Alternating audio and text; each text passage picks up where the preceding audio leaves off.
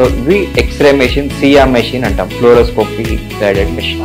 So bones అది are structures కనిపించడానికి, ఫేస్లో ఉన్న చిన్న కణాలు కనిపించడానికి కానీ, ఆర్ మనకి జాయింట్స్, స్పైన్, వెన్నపూసలో ఉన్న స్ట్రక్చర్స్ కనిపించడానికి ఈ మెషిన్ సహాయంతో చేసే treatments. So fluoroscopy guided treatments అంటాం. సో అవన్నీ ఈ టీవీలో మనకు కనిపిస్తుంది.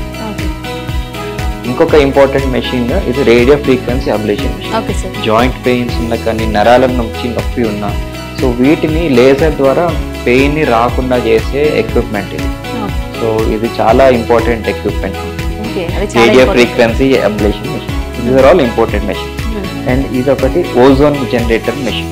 అంటే ఈ ఆక్సిజన్ సిలిండర్ ఉంది కదా, ఆక్సిజన్ సిలిండర్ నుంచి ఇలా ఆక్సిజన్ కనెక్ట్ అవుతుంది, ఇందులో నుంచి ఓజోన్ జనరేట్ అయ్యి ఇక్కడ అవుట్పుట్ వస్తుంది. సో ఓజోన్ అనేది anti inflammatory gas. Oxygen molecule, 3 molecule of oxygen కలిపితే ఓజోన్.